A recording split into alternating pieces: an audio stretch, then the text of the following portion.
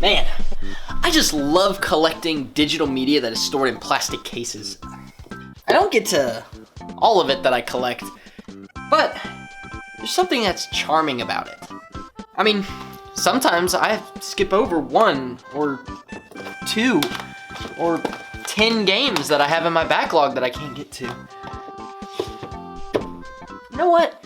These games deserve to get played. I'm gonna make a creed today that I'm actually gonna try to play through and review all the games that I have in my backlog here. So I'm just gonna grab a random game from my bottom shelf here I haven't gotten to yet, and we're gonna start things off with Metroid Prime. Metroid Prime. You know, that one Gamecube game that everyone has. This thing is everywhere, it feels like. It is such a prominent piece of the Gamecube that almost everyone who had one can talk your ear off about. Close to Metroid Prime. Metroid Prime 2 is also amazing. Metroid Prime 3 is... Even if you were shopping in the Gamecube section of your favorite mom and pop shop, or doing research on the gray lunchbox, Metroid Prime is always there in some capacity. Now, I didn't have a Gamecube growing up because my brothers were too busy not being f***ing dorks. Yeah, I grew up with the good old clunker known as the Xbox, and while I had a Halo, I always looked in envy at my friends who had a Gamecube with Mario Sunshine, and you guessed it, Metroid Prime. And now, I finally get to take a look at the Gamecube classic 18 years later. This game has some of the most interesting development stories that I've ever heard. It's actually a miracle that we got a 3D Metroid at all. A quick recap here.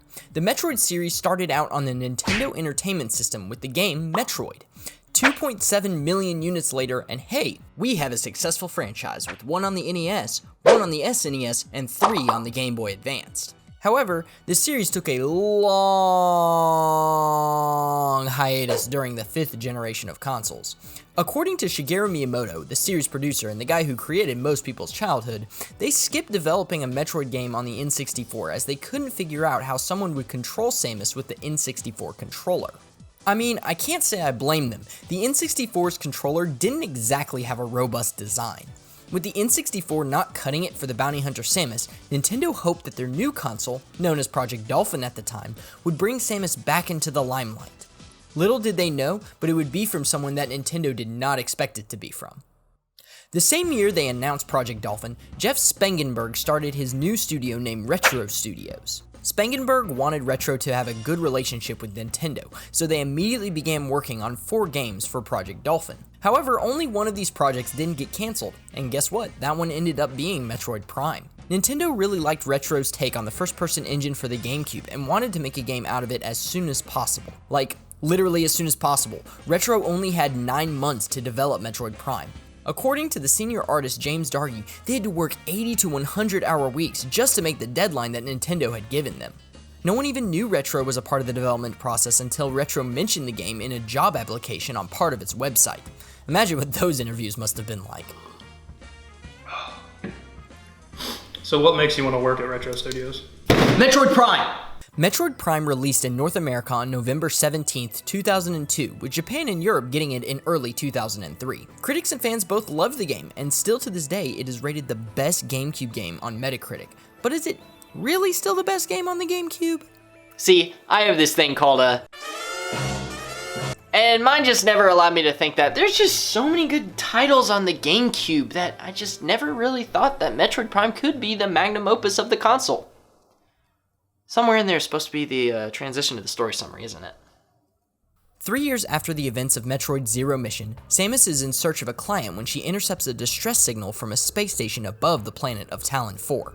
Upon arrival, Samus discovers that the station was controlled by the space pirates that managed to escape her 3 years prior. After exploring the space station further, it is discovered that the Parasite Queen caused the pirates to flee to Talon 4, activating the distress signal in the process. Samus defeats the Parasite Queen and it falls into the reactor core, causing a malfunction and a self-destruct sequence. Samus escapes, but an explosion damages her suit, causing her to lose all of her powers. Yeah, this is kind of lame, I have to admit. The fact that she just loses it all in one cutscene is just kind of absurd to me, but at least it does give a reason why we have to start over, unlike other games. On her way back to her ship, Samus runs into a genetically rebuilt Ridley, also known as Meta Ridley. He escapes to the planet below, and Samus follows him to defeat the pirates once and for all. Samus arrives on the surface of Talon 4 and discovers that the space pirates have begun to use a special element called Phazon to enhance their soldiers. Phazon is incredibly radioactive, and it mutates anything it comes into contact with. However, Phazon is not native to Talon 4, as a meteor containing the Phazon crashes to the planet, causing the death of the Loco Chozo cult and mutating the planet and its creatures. Samus heads to the 4 regions of the Chozo Ruins, the Magmar Caverns, Vendera Drifts, and the Phazon Mines to stop the pirates. As Samus jumps and blasts through the areas, she finds the remains of experiments against Metroids and a failed project with the Metroid Prime, which came to Talon 4 in the meteor. Samus pushes forward, and after defeating the mutated Omega Pirate, she obtains the Phazon's suit. With Samus no longer being affected by Phazon, she heads to the Impact Crater where the Metroid Prime is located in an effort to stop the mutation of Talon 4. Samus heads to the Chozo Temple with the 12 Chozo ruins she collected throughout her journey to gain access to the Impact Crater, but Ridley intercepts Samus. One battle later, and Samus defeats Meta Ridley and heads into the crater. Samus then finds Metroid Prime, and after not 1, but 2 fights, Metroid Prime absorbs the Phazon suit and the crater begins to explode, because of course it does. Samus escapes and leaves Talon 4 behind for good. The story of the game sounds like a lot, but truthfully, the game handles it in the best possible way. Once Samus lands on Talon 4, the game goes, What's a story? See, the developers of Metroid Prime wanted the player to discover the story through the eyes of Samus, so you use your scanner to get a deeper look into everything. You'll be doing a lot of scanning, especially if you want to see the secret ending of the game. I found myself getting lost in all the lore that is presented to me. For a newcomer in the series, this could have easily been overwhelming, but it wasn't, because if I didn't want to read anything, I didn't have to. The game's goal is to bring the true Metroid experience in 3D, and that means exploration is the focus. But you may be saying to yourself, Kevin, how do you know what a true Metroid experience is without ever playing one? Because I'm not a caveman. I have technology. The game may be in first person, but I would definitely not call this a first person shooter. But that's mostly because of these controls. Can you say that? Okay, I understand that the Gamecube controller was not built with FPSs in mind, but holy hell does this feel bad. It's not at all like how a typical FPS controller map is. You lock on with the left trigger and shoot with the A button. You jump and dodge with the B button, which is upgraded to a double jump later on, and shoot missiles with the Y button. Okay, so shooting is not mapped to the right trigger. I can get by with that, that's fine. But you would assume that normally because the C-stick controls the Z axis, that's what it would do. But oh man, would you be a f***ing idiot for thinking that. You move the Z-axis with, get this, the right trigger. But only when you're standing still. These controls just make the moments where you have to jump and gun just terrible. If you are locked onto an enemy, you can't see any direction you are moving to, which can then in turn make you fall down to a floor below.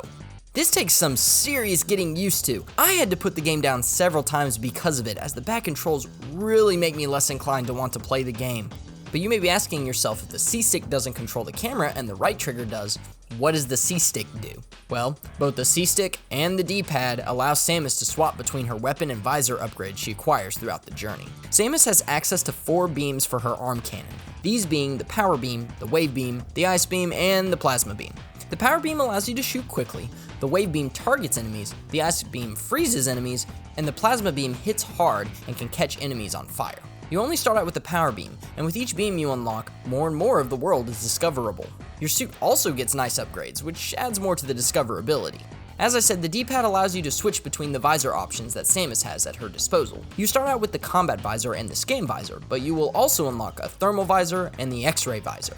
You also have some returning power-ups for the suit from previous Metroid games, like the Morph Ball, Power Bombs, Spider Ball, and Grapple Beam. Yes, keep taking notes on all this. There will be a test on the weapons and upgrades. All of these assist you in discovering as much of the map as possible. In true Metroid style, you begin by having access to only a few areas, but with each upgrade, you gain access to more and more of the map. Usually this requires you going back to old areas, and normally I would condemn this for the horrible stain backtracking is on the industry, but come on, it's Metroid.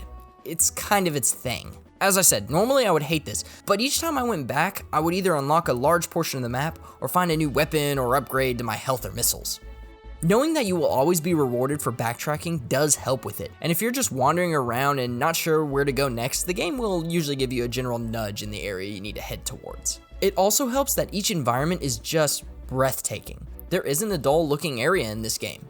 That is, when you can see it. The gamma in this game is really low for some reason. I had to not only turn it up all the way on the Gamecube, but also turn my TV up all the way, which is just weird to me. It may be because I was playing this on a flat screen TV with an HDMI cable running it through my capture card, but I just wasn't able to see everything at any given time. It was always just too dark for my liking. If you can get past how dark it is really is a much better experience. All of this allows the backtracking to feel just as part of the experience, so it gets a pass for me besides it being really dark. What doesn't get a pass for me though are some of these enemy encounters you have while backtracking. Holy shit, some of these are really annoying. Some are perfectly fine, and I'm sure they have nice 9-to-5 jobs and a family to go home to every single night, but others can just fuck right off. Luckily, a lot of these guys are much easier once you unlock all of your abilities, but until then, get used to seeing a lot of loading animations from the save stations. That's right, save stations. If you die, you go back to the last save station you found. This was quite a wake-up call for me, as it has been a minute since I had to play a game with save mechanics from the 1990s. This kind of broke the immersion for me personally, as having to run back and forth just to save is tedious in my eyes. And while you're doing this, you have to fight all these lovely 9-to-5 workers that can just fuck right off again. The devs said that they wanted to make sure the normal enemies were easy so you could travel without worrying, and really only making the difficult areas the bosses. I'm sure that's what they intended to do, but that is not what happened at all. At least the bosses can be tricky for me, with me being a brand new Metroid player. I just have to keep clarifying my insecurities. All the boss fights were actually pretty nice and unique, and I had a lot of fun with them. They gave me a meaty challenge, and I only mildly got frustrated. This is bullshit, motherfucker, Usually the bosses incorporate a mechanic or power-up that you find in their respective area, and it's used pretty cleverly in their boss fights. And then there's the final boss. Ha, yes, my favorite, squid? Spider? Okay, so on paper, the Metroid final boss is actually very well made. In the first half, it hits you with a couple of attacks that you've seen previously throughout the game, as well as making you make sure that you keep up with which cannon your arm cannon is set to. The second half makes you aware of your surroundings while making sure that you stay on which visor you should for when the enemy disappears. This boss was fairly challenging and I died to it a couple of times, but after a while I was able to figure out its attacks and I was able to beat it in no time. The only thing about it that never really sat right with me is that for some reason this thing just wasn't satisfying to me. I can't really explain why, but I think it has something to do with it just being a damage sponge. In the first half, you shoot at it for a long time. I think it's because this was getting near the end of the development cycle and the deadline was right around the corner for Retro. So they just decided to make it a damage sponge rather than incorporating more phases, because the first phase of this boss is just the same thing over and over and over again. The second half is just dodging its attacks while making sure you get to the pools of Phazon so that you can actually deal damage to the Metroid Prime. I think because of all of this, at the end of it, I was more happy with the fact that I had finished the game rather than feeling a sense of accomplishment for actually beating the boss. For me, that doesn't make a great boss. I felt like Ridley was more of a final boss in the game than that final boss actually was, which is weird because the Metroid Prime boss on paper is a better final boss than what Ridley was. If you're wondering how this final boss stacks up against other Metroid final bosses, I wouldn't have the faintest idea of why you'd come here to ask that. I'm a brand new Metroid player, as I've stated 16 times already. But I am curious to move forward into other titles in the series now. Something also that Retro did back in the day, which was really cool in my opinion, was that if you registered enough games on Nintendo.com, they would have mailed you a demo disc of the next Metroid Prime game. At the time, it had a name, which would become its official name later on, that was Metroid Prime 2 Echoes. But the only problem is, they didn't send it in a case. I just imagine the collectors back then being very pissed off as they just had this random disc just sitting on their shelf or using it in a temporary Gamecube case. Later on, Retro addressed this issue by bundling it in with Metroid Prime so you didn't just have a random disc laying on your shelf, but it's still very funny to me that that's how they handled it initially. And I gotta say, while we're on the subject of it, I absolutely love demo discs. They are such an interesting part of video game history. The Echoes demo disc actually has some fun things in it, like concept art and a trailer, but most people flock to the 20-minute demo of the next game in the series. This showed us that Samus has some new abilities on the horizon with whole new mechanics coming in the next game. I can only imagine just how excited people were for this back in the day, leading up to the release of Metroid Prime 2 Echoes. But we'll get to Echoes another day. Metroid Prime was always a series that I had interested in, but never actually approached, much like other series like Animal Crossing. That's right, I said it.